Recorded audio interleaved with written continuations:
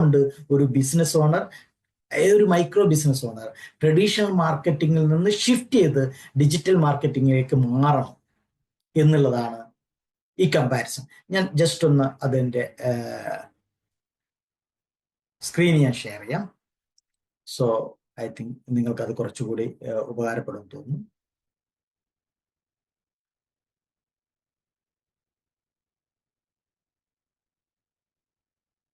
Okay, so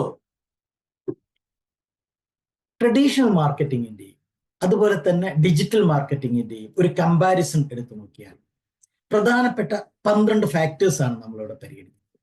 traditional marketing എന്ന് പറയുമ്പോൾ പ്രധാനമായും TV, റേഡിയോ, പ്രിന്റ്, അതുപോലെ ബിൽ ബോർഡ്, അതുപോലെ എന്ന് പറഞ്ഞാൽ നമ്മളുടെ ഹോർഡിങ്സ് പോലെയുള്ള അഡ്വർടൈസ്മെന്റ്. ഡിജിറ്റൽ മാർക്കറ്റിംഗ് എന്ന് പറയുമ്പോൾ സോഷ്യൽ മീഡിയ, SEO, ഇമെയിൽ, അതുപോലെ തന്നെയുള്ള അഡ്വർടൈസ്മെന്റ്. ഒന്നാമത്തെ ഫാക്ടർ കോസ്റ്റ്, ഏറ്റവും ഇമ്പോർട്ടൻ്റ് ആയിട്ടുള്ള ഫാക്ടർ. കോസ്റ്റ് നോക്കുമ്പോൾ ട്രഡീഷണൽ മാർക്കറ്റിങ്ങിനകത്ത് ഹൈ കോസ്റ്റ് ആണ് വരുന്നത്.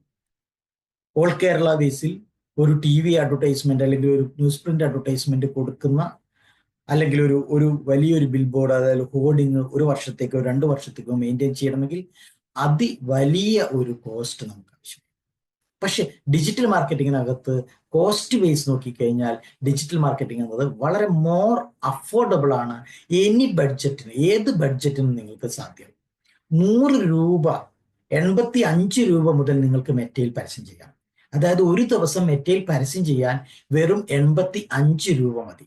85 രൂപയ്ക്ക് നിങ്ങൾക്ക് ഒരു അക്ഷരം അഡ്വർടൈസ്മെന്റ് പോലും ഒരു പത്രത്തിനകത്ത് കൊടുക്കാൻ വേണ്ടി കഴിയില്ല.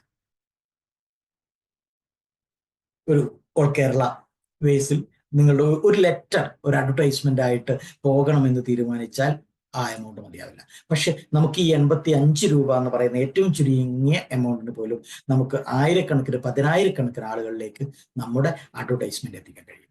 പ്രധാനപ്പെട്ട കാര്യം എന്ന് പറയുന്നത് കോസ്റ്റാണ്. രണ്ടാമത്തെ കാര്യം എന്ന് പറയുന്നത് ടാർഗറ്റ് ഓഡിയൻസ്. ട്രഡീഷണൽ മാർക്കറ്റിങ്ങിനകത്ത് ടാർഗറ്റ് ഓഡിയൻസ് എന്ന് പറയുന്നത് വളരെ ബ്രോഡാണ്, ലെസ് ടാർഗറ്റഡ് ആണ്, ഒരുപാട് പേരിലേക്കാണ് കാണുന്നത്. അതൊരിക്കലും നമ്മുടെ പൊട്ടൻഷ്യൽ ബയേഴ്സ് ആയിരിക്കണമെന്ന് നിർബന്ധമില്ല. നമ്മളൊരു TV അഡ്വർടൈസ്മെന്റ് ഓൾ കേരള കൊടുക്കുമ്പോൾ ആ അഡ്വർടൈസ്മെന്റ് സ്ത്രീകളും പുരുഷന്മാരും കുട്ടികളും പലതരത്തിലുള്ള ഏജുള്ളവരും അങ്ങനെയുള്ളവരും ഒരുപക്ഷെ മലയാളികളും മലയാളികളല്ലാത്തവരും എന്ന് വെക്കേണ്ട പലതരത്തിലുള്ള ഓഡിയൻസ് ആണ് കാണാൻ വേണ്ടി.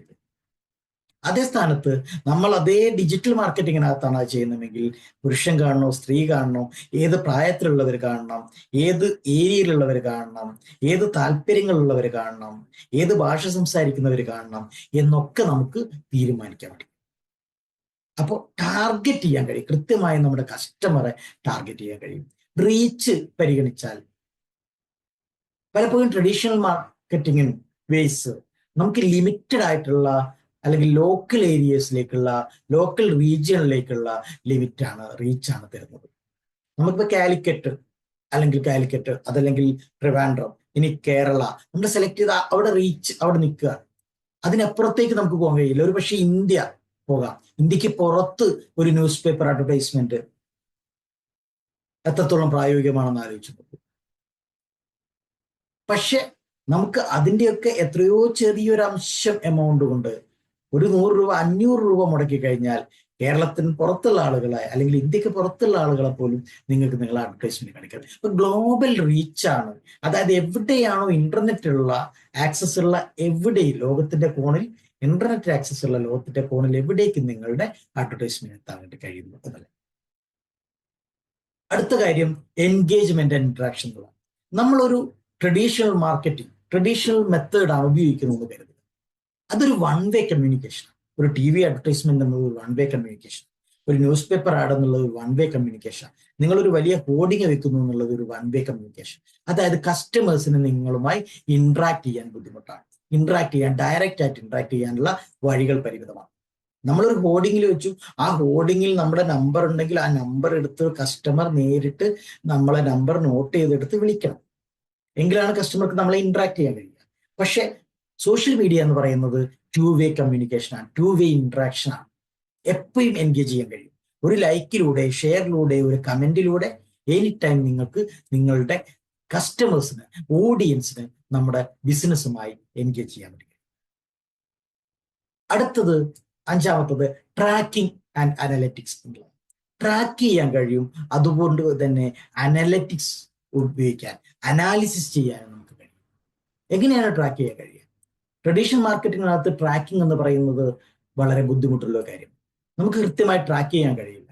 നമ്മളൊരു അഡ്വർടൈസ്മെന്റ് എത്ര പേര് കണ്ടു, അതിൽ എത്ര പേര് സ്ത്രീകളുണ്ട്, എത്ര പേർ പുരുഷന്മാരുണ്ട്, എത്ര പേര് ഏത് ഏജ് ഗ്രൂപ്പിലുള്ളവരുണ്ട്, അവർ എത്ര സമയം ഈ അഡ്വർടൈസ്മെന്റ് കണ്ടിട്ടുണ്ട്, നമുക്കത് മെഷർ ചെയ്യാൻ കഴിയില്ല. ടി വി ആണെങ്കിൽ ടി വി ചാനൽ മാറ്റുന്ന സമയത്ത് ഒരു ചാനൽ മാറി വന്നാൽ പോലും നമുക്കത് കൗണ്ടാകും. അപ്പൊ സ്വാഭാവികമായിട്ടും കൃത്യമായി നമ്മുടെ ടാർഗറ്റഡ് ഓഡിയൻസ് ആയിട്ടുള്ള എത്ര പേര് ഇത് കണ്ടു, എത്ര സമയം കണ്ടു എന്ന് പറ്റില്ല. പക്ഷെ നമുക്ക് അത് സോഷ്യൽ മീഡിയക്കകത്ത് അല്ലെങ്കിൽ ഡിജിറ്റൽ മാർക്കറ്റിങ്ങിനകത്താകുമ്പോൾ ഡീറ്റെയിൽഡ് ആയിട്ടുള്ള ഇൻസൈറ്റ്സുകൾ ലഭിക്കുന്നു. നമുക്ക് കൃത്യമായി അവരുടെ ട്രാക്ക് ചെയ്യാൻ വേണ്ടി കഴിയുന്നു, അവരുടെ ബിഹേവിയർ ട്രാക്ക് ചെയ്യാൻ കഴിയുന്നു, അവരുടെ എൻഗേജ്മെന്റ് സ്റ്റൈൽ ട്രാക്ക് ചെയ്യാൻ കഴിയുന്നു, അവരുടെ രീതി ട്രാക്ക് ചെയ്യാൻ കഴിയുന്നു, എല്ലാം ട്രാക്ക് ചെയ്യാൻ വേണ്ടി കഴിയും. മറ്റേ ആഡ്സിനകത്ത് കൃത്യമായി ഓപ്ഷൻസ് നമുക്ക് തരുന്നുണ്ട്. ഗൂഗിൾ ആഡ്സിനകത്ത് കൃത്യമായി നമുക്ക് ഓപ്ഷൻസ് ഉണ്ട്. ഈ ഡാറ്റ വെച്ച് നമുക്ക് അനലൈസ് ചെയ്ത് കസ്റ്റമേഴ്സിന് ആരാണ് ക്വാളിറ്റി ലീഡ്, ആരാണ് കൂടുതൽ ഫോക്കസ് ചെയ്യേണ്ടത്, അല്ലെങ്കിൽ ഏത് പൊസിഷനിലേക്കാണ് ഈ കസ്റ്റമർ നിൽക്കുന്നത് എന്നൊക്കെ കൃത്യമായി മനസ്സിലാക്കാനും അതിനനുസരിച്ച് കസ്റ്റമറെ റീടാർഗറ്റ് ചെയ്യാനോ റീമാർക്കറ്റ് ചെയ്യാനോ എല്ലാം നമുക്ക് സാധിക്കുന്നു എന്നുള്ളതാണ്. ആറാമത്തെ കാര്യം ലീഡ് ജനറേഷൻ കൺവേർഷനാണ്. ഫൈനലി ഏത് ബിസിനസ്സിനെ സംബന്ധിച്ചിടത്തോളം നമ്മൾ ഏത് തരത്തിലുള്ള ട്രഡീഷണൽ മാർക്കറ്റിംഗ് ആവട്ടെ ഡിജിറ്റൽ മാർക്കറ്റിംഗ് ആവട്ടെ ചെയ്യുന്നതിന്റെ ലക്ഷ്യം എന്താണ്, ഉദ്ദേശം എന്താണ്? ഉദ്ദേശം എന്ന് പറയുന്നത് ലീഡ് ജനറേറ്റ് ചെയ്യുക, ആ ലീഡിനെ സെയിൽസ് ആയി കൺവേർട്ട് ചെയ്യുക എന്നുള്ളതാണ്. അപ്പൊ ലീഡ് ജനറേറ്റ് ചെയ്യാൻ, സെയിൽസ് ആയി കൺവേർട്ട് ചെയ്യാൻ ട്രഡീഷണൽ മാർക്കറ്റിംഗിൽ ഇതൊരു സ്ലോ പ്രോസസ്സാണ്. കസ്റ്റമറുടെ ആവശ്യത്തിനനുസരിച്ച് അല്ലെങ്കിൽ കസ്റ്റമറുടെ പ്രത്യേകതക്കനുസരിച്ച് മാത്രമാണ് അത് റിസൾട്ട് തരുന്നത്. ഇപ്പൊ ഒരു ഹോർഡിങ് ഒരു നഗരത്തിലെ പ്രധാന തെരുവീതിയിൽ സ്ഥാപിക്കപ്പെട്ടിട്ടുള്ള ഒരു ഹോർഡിങ്, ഒരു പക്ഷേ ആയിരക്കണക്കിന് ആളുകൾ വാഹനങ്ങളിൽ പലതരത്തിലുള്ള വാഹനങ്ങളിൽ പോകുമ്പോൾ ഈ ഹോർഡിങ് ഒരു ദിവസം കണ്ടിട്ടുണ്ടാവും. എത്ര പേര് അതിൽ നിന്ന് ഒരാളെങ്കിലും ഒരു നമ്പർ കുറിച്ചെടുത്ത് അത് വിളിക്കുക അല്ലെങ്കിൽ ഒന്ന് കണക്ട് ചെയ്യുക എന്ന് പറയുന്നത് എത്രത്തോളം സാധ്യത കുറഞ്ഞൊരു കാര്യമാണ്. അതേ സ്ഥാനത്ത് അത് സോഷ്യൽ മീഡിയക്കകത്താണെങ്കിൽ വളരെ ഫാസ്റ്ററായിട്ട് ഓട്ടോമേറ്റഡ് ആയിട്ട് നമുക്ക് കസ്റ്റമറുടെ ലീഡ് കിട്ടുന്നു, അതിനെ കൺവേർഷനിലേക്ക് കൊണ്ടുപോകാൻ കഴിയും. അതായത് നമ്മളൊരു അഡ്വർടൈസ്മെന്റിനകത്ത് ക്ലിക്ക് ചെയ്യുമ്പോൾ തന്നെ ആ കസ്റ്റമറുടെ മൊബൈൽ നമ്പറോ email what ever the details V require, നമുക്ക് ആവശ്യമുള്ള ഡീറ്റെയിൽസ് എന്തൊക്കെയാണോ അത് നമുക്ക് കളക്ട് ചെയ്യാൻ വേണ്ടി കഴിയുന്നു. നേരിട്ട് നമുക്ക് വാട്സപ്പിലേക്ക് കണക്ട് ചെയ്യാൻ കഴിയുന്നു, നേരിട്ട് നമുക്ക് അതിന്റെ ലീഡ്സ് ഡൗൺലോഡ് ചെയ്യാൻ വേണ്ടി കഴിയുന്നു. അങ്ങനെ ഈ കസ്റ്റമറെ നമുക്ക് തിരിച്ച് കണക്ട് ചെയ്യാനും വേണ്ടി കഴിയുന്നു എന്നുള്ളത്. അടുത്ത ഈ 6 ഫാക്ടേഴ്സ് നമ്മൾ പരിഗണിച്ചു. അടുത്ത 6 ഫാക്ടേഴ്സ് എന്താണെന്ന് ചോദിച്ചാൽ, ഒന്നാമത്തത് അല്ലെങ്കിൽ ഏഴാമത്തത് പേഴ്സണലൈസേഷൻ എന്നുള്ളതാണ്. അപ്പൊ എന്താണ് പേഴ്സണലൈസേഷൻ? എങ്ങനെയാണ്? ട്രഡീഷണൽ മാർക്കറ്റിങ്ങിനകത്ത് സ്വാഭാവികം ഒരു വൺ സൈസ് ഫിറ്റ് ഓൾ എന്നുള്ളതാണ്. അതായത് എല്ലാ മെസ്സേജും നമ്മളൊരു ഒരു ടിപ്പിക്കൽ ടൈപ്പിലേ നമുക്ക് കൊടുക്കാൻ വേണ്ടി കഴിയും. ഒറ്റ രൂപത്തിലാണ് നമുക്ക് അവിടെ പ്രസന്റ് ചെയ്യാൻ വേണ്ടി കഴിയുന്നത്. അതായത് ഒരു അഡ്വർടൈസ്മെന്റ് ആണെങ്കിൽ അത് ഒരു അഡ്വർടൈസ്മെന്റ് നമ്മൾ ക്രിയേറ്റ് ചെയ്ത് കഴിഞ്ഞാൽ നമുക്കത് കസ്റ്റമേഴ്സിനനുസരിച്ച് നമുക്ക് കസ്റ്റമൈസ് ചെയ്യാനുള്ള ഓപ്ഷൻ ഇല്ല. ഒരു വൺ സൈസ് ഫിറ്റ് ഓൾ എന്നുള്ള കൺസെപ്റ്റിലാണ് പോകുന്നത്. സെയിം ആഡാണ് എല്ലാവരും കാണുന്നത്. പക്ഷെ നമുക്ക് ഡിജിറ്റൽ മാർക്കറ്റിങ്ങിനകത്ത് അവിടെ നമുക്ക് വളരെ അധികം ഹൈ ലെവലിൽ പേഴ്സണലൈസ് ചെയ്യാൻ വേണ്ടി കഴിയും, കസ്റ്റമൈസ് ചെയ്യാൻ വേണ്ടി കഴിയും. യൂസറിനനുസരിച്ച് സ്ത്രീകളെ, പുരുഷന്മാരെ, അല്ലെങ്കിൽ ഏജ് വൈസ്, അതല്ലെങ്കിൽ റീജിയൻ വൈസ് ഒക്കെ നമുക്ക് കൊടുക്കാൻ വേണ്ടി കഴിയും. തമിഴ്നാട്ടിലൊരാട്, കേരളത്തിലൊരാട്, കർണാടകയില്, അങ്ങനെ പല തരത്തിൽ നമുക്ക് വേണമെങ്കിൽ ആഡ് കൊടുക്കാൻ കഴിയും. GCC ഒരാട്, മലയാളത്തിൽ കേരളത്തിലൊരാട്, അങ്ങനെ നമുക്ക് ഡിഫറെന്റ് ചെയ്ത് കൊടുക്കാൻ വേണ്ടി കഴിയും. കസ്റ്റമർ റീറ്റൻഷൻ, ട്രഡീഷണൽ മാർക്കറ്റിങ്ങിനകത്ത് കസ്റ്റമറിന്റെ ഒരു റീറ്റൻഷൻ ഉറപ്പുവരുത്തുക എന്ന് പറയുന്നത് വളരെ ഡിഫിക്കൽട്ട് ആയിട്ടുള്ള ഒരു പ്രോസസ്സാണ്. Difficult to maintain. അതായത് റെഗുലറായി കസ്റ്റമറെ കോണ്ടാക്ട് ചെയ്യുക, അവരുമായി ബന്ധം സ്ഥാപിക്കുക, അവരുടെ പ്രശ്നങ്ങൾ മനസ്സിലാക്കുക, അവരുമായി ഇന്ററാക്ട് ചെയ്യുക. പക്ഷെ അത് ഡിജിറ്റൽ മാർക്കറ്റിങ്ങിനാകുമ്പോൾ ഇതൊരു ഈസി അതായത് നമുക്ക് ഇമെയിൽ ഓട്ടോമേറ്റ് ചെയ്യാൻ കഴിയും, വാട്സപ്പ് ചാറ്റ് നമുക്ക് ഓട്ടോമേറ്റ് ചെയ്യാൻ കഴിയും. അങ്ങനെ പലതരത്തിലുള്ള സോഷ്യൽ മീഡിയയിൽ പലതരത്തിൽ നമുക്ക് എൻഗേജ് ചെയ്യാൻ വേണ്ടി കഴിയും. അപ്പൊ നമ്മുടെ കസ്റ്റമറുമായി റിലേഷൻഷിപ്പ് നിലനിർത്താനും അതിലൂടെ കസ്റ്റമറെ റിറ്റെയിൻ ചെയ്യാനും വളരെ എളുപ്പമാണ് ഡിജിറ്റൽ മാർക്കറ്റിംഗിനകത്ത്. Flexibility and adaptability. ഒരു ഡിജിറ്റൽ ആഡിനെ സംബന്ധിച്ച് ട്രഡീഷണൽ മാർക്കറ്റിങ്ങിനകത്ത് അത് ടി വി ആഡോ പ്രിന്റ് ആഡോ ആവട്ടെ, ഇത് ചേഞ്ച് ചെയ്യുക പ്രായോഗികമല്ല. Once it is printed or aired, അതായത് ഒരു ബിസിനസ് ഒരു അഡ്വർടൈസ്മെന്റ് ടി വിയിൽ വന്നു പോയാൽ പിന്നെ നമുക്കൊന്നും ചെയ്യാൻ കഴിയില്ല. അല്ലെങ്കിൽ നമുക്ക് പ്രിന്റ് ചെയ്യപ്പെട്ട് കഴിഞ്ഞാൽ അത് തിരുത്താനുള്ള ഓപ്ഷൻ ഇല്ല. ഇവിടെ നമുക്ക് ഏത് സമയത്തും നമ്മളുടെ ക്യാമ്പയിനുകൾ അല്ലെങ്കിൽ നമ്മുടെ മെറ്റ ആഡ് ആവട്ടെ ഗൂഗിൾ ആഡ് ആവട്ടെ നമുക്ക് ചേഞ്ച് ചെയ്യാനും മോഡിഫൈ ചെയ്യാനും പറ്റും, ഓഫ് ചെയ്യാനും ഓൺ ചെയ്യാനും പറ്റും. Competitive advantage. സാധാരണഗതിയിൽ ട്രഡീഷണൽ മാർക്കറ്റിംഗിൽ അതിന്റെ കോമ്പറ്റേറ്റീവ് അഡ്വാൻറ്റേജ്, അതിന്റെ നേട്ടം കൊയ്യുന്നത് സ്വാഭാവികം വലിയ കമ്പനികളായിരിക്കും.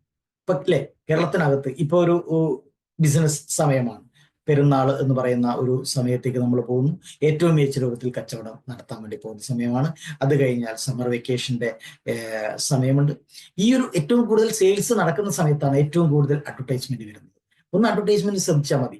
ഒരു ഒരു ഒരു ക്ലോത്ത് ബ്രാൻഡ് അല്ലെങ്കിൽ ഒരു മെഡിസിൻ ബ്രാൻഡ്, അതല്ലെങ്കിൽ വേറെ ഏതെങ്കിലും തരത്തിലുള്ള ഒരു ബ്രാൻഡ്, ഒരു ക്ലോത്ത് ഷർട്ട് അല്ലെങ്കിൽ മറ്റുള്ള ഡ്രസ്സസ്, അതല്ലെങ്കിൽ ഒരു ചപ്പല്, ഈ ഏത് ബ്രാൻഡ് ആയാലും കേരളം മൊത്തം ഒരു ടി വി അഡ്വർടൈസ്മെന്റ് കൊടുക്കണമെങ്കിൽ, ഒരു ന്യൂസ് പേപ്പർ അഡ്വർടൈസ്മെന്റ് കൊടുക്കണമെങ്കിൽ അത് വളരെ വലിയ കമ്പനികൾക്ക് മാത്രമേ കഴിയൂ. കാരണം അത്ര വലിയ ഫണ്ട് വേണം.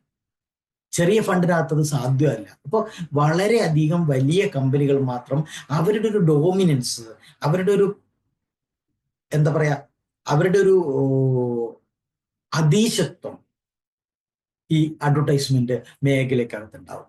പക്ഷെ ഡിജിറ്റൽ മാർക്കറ്റിങ്ങിലൂടെ ചെറിയ കമ്പനികൾക്ക് പോലും വളരെ ചെറിയ ബഡ്ജറ്റ്, ഞാൻ നേരത്തെ പറഞ്ഞ പോലെ 85 റുപ്പീസ് പെർ ഡേ എന്നുള്ള ബഡ്ജറ്റ് പോലും നിങ്ങൾക്ക് അഡ്വർടൈസ്മെന്റ് ചെയ്യാൻ വേണ്ടി കഴിയുന്നു. അതിലൂടെ നൂറുകണക്കിന് ആയിരക്കണക്കായ ആളുകളിലേക്ക് നിങ്ങളുടെ ബ്രാൻഡിനെ നിങ്ങൾക്ക് എത്തിക്കാൻ വേണ്ടി കഴിയുന്നു. അടുത്തത് ടൈം ടു മാർക്കറ്റ് എന്നുള്ളതാണ്. അതായത് മാർക്കറ്റിങ്ങിനൊരു സമയം ആവശ്യമുണ്ട് അല്ലെ. ഏത് പ്രൊഡക്റ്റ് ആവട്ടെ മാർക്കറ്റിങ്ങിന് ഒരു സമയം ആവശ്യമുണ്ട്. ഇതൊരു ലോങ് പ്രോസസ്സാണ് ട്രഡീഷണൽ മാർക്കറ്റിങ്ങിനെ സംബന്ധിച്ച്. അതായത് ഒരു ന്യൂസ് പേപ്പർ ആഡ് വേണമെങ്കിൽ അതിന്റെ കണ്ടന്റ് ക്രാഫ്റ്റ് ചെയ്യണം, ആഡ് ഡിസൈൻ ചെയ്യണം, അത് ആഡ് ഏജൻസി ത്രൂ നമ്മളൊരു ന്യൂസ് പേപ്പർ കമ്പനിയിലേക്ക് പോകണം, അവര് അതിന്റെ പ്രിന്റിംഗ് ഏരിയ ചെയ്യണം, പ്രിന്റ് ചെയ്യണം, എന്നിട്ട് അത് ഡെലിവർ ചെയ്ത് ഫൈനലി ഒരു എൻഡ് കസ്റ്റമറിലേക്ക് എത്തണം. ഇങ്ങനെ ചെയ്യുമ്പോൾ ഒരു ലോങ് പ്രോസസ്സാണ്. ബട്ട് ഡിജിറ്റൽ മാർക്കറ്റിങ്ങിനെ സംബന്ധിച്ചിടത്തോളം ഇതൊരു സെക്കൻഡ്സ് കൊണ്ട് മിനിറ്റുകൾക്കുള്ളിൽ പൂർത്തിയാക്കാൻ കഴിയാവുന്ന ക്വിക്ക് എക്സിക്യൂഷൻ സാധ്യമായിട്ടുള്ള പ്രോസസ്സാണ്. ഒരു ഫേസ്ബുക്കിൽ ഒരു അഡ്വർടൈസ്മെന്റ് ഇടണമെങ്കിൽ, ഗൂഗിൾ ആഡ് ചെയ്യണമെങ്കിൽ 5-10 മിനിറ്റ് കൊണ്ട് നിങ്ങൾക്കത് സാധ്യമാകുന്നു എന്നുള്ളത്. മണിക്കൂറുകൾ എടുത്താലാണ് നമുക്ക് ട്രഡീഷണൽ മാർക്കറ്റിങ്ങിനകത്ത് ഇപ്പൊ ഒരു ഹോർഡിങ് വേണം. നമുക്കൊരു ഹോർഡിങ്, ഒരു പ്രധാനപ്പെട്ട നഗരത്തിൽ ഒരു പ്രധാനപ്പെട്ട ഹോർഡിങ് കണ്ടു, അവിടെ നമ്മളൊരു ഹോർഡിങ് വെക്കണമെങ്കിൽ ഒന്ന് ആലോചിച്ച് നോക്കൂ, നമ്മുടെ ഒരു ബ്രാൻഡിന്റെ ഹോർഡിങ് അവിടേക്ക് എത്തിക്കണമെങ്കിൽ ചുരുങ്ങിയത് 1-2 ആഴ്ച സമയം. പക്ഷെ നമ്മൾ വിചാരിക്കുന്നു ഇന്ന ഏരിയക്കകത്ത് ഒരു വലിയ കൺവെൻഷൻ നടക്കുന്നു, ഒരു പ്രദേശത്ത് ഒരു വലിയ ഉത്സവം നടക്കുന്നു എന്ന് വെക്കുക. ഒരു പ്രദേശത്തൊരു വലിയ ഉത്സവം നടക്കുന്നു, അവിടെ നാളെ ഒരു വലിയ ഉത്സവം, വലിയൊരു മോബ് ഉണ്ടാവും, നാളെ അവിടെ വരുന്ന എല്ലാവരും എൻ്റെ അഡ്വർടൈസ്മെന്റ് കാണണം എന്ന് വിചാരിച്ചാൽ ഫേസ്ബുക്കിനകത്ത് സെക്കൻഡ്സ് കൊണ്ട് നിങ്ങൾക്ക് അഡ്വർടൈസ്മെന്റ് ചെയ്യാൻ വേണ്ടി കഴിയും. സെക്കൻഡ്സുകൾ കൊണ്ട് നിങ്ങൾക്ക് ആ അഡ്വർടൈസ്മെന്റ് അവിടെ വരുന്ന ലക്ഷക്കണക്കായിട്ടുള്ള ആളുകളെ കാണിക്കാൻ കഴിയും. ഓട്ടോമേഷൻ ആൻഡ് AI ബെനിഫിറ്റ്സ് എന്നുള്ളതാണ് അവസാനത്തെ 12ാമത്തെ കാര്യം. ഒരു പരിധി വരെ ഓട്ടോമേഷൻ ട്രഡീഷണൽ മാർക്കറ്റിംഗിനകത്ത് സാധ്യമേ അല്ല. അവിടെ മാനുവൽ ഇന്റർവെൻഷൻ തന്നെ ആവശ്യമുണ്ട്. പക്ഷെ എല്ലാ മേഖലക്കകത്തും ഓട്ടോമേഷൻ സാധ്യമാണ് എന്നുള്ളതാണ് ഡിജിറ്റൽ മാർക്കറ്റിംഗിന്റെ പ്രത്യേകത. മാർക്കറ്റിംഗിലാവട്ടെ, ലീഡ് ജനറേഷൻ ആവട്ടെ, കസ്റ്റമറുമായിട്ട് എൻഗേജ് ചെയ്യുന്നതാവട്ടെ, കസ്റ്റമർക്ക് പോസ്റ്റ് കസ്റ്റമർ സർവീസസ് കൊടുക്കുന്നതാവട്ടെ, എല്ലാ മേഖലക്കകത്തും നമുക്ക് കസ്റ്റമറിന്റെ ഒരു ആർട്ടിഫിഷ്യൽ ഇന്റലിജൻസ് ഓട്ടോമേഷന്റെ സാധ്യതകളെ ഡിജിറ്റൽ മാർക്കറ്റിംഗിനകത്ത് ഉപയോഗിക്കാൻ പറ്റും.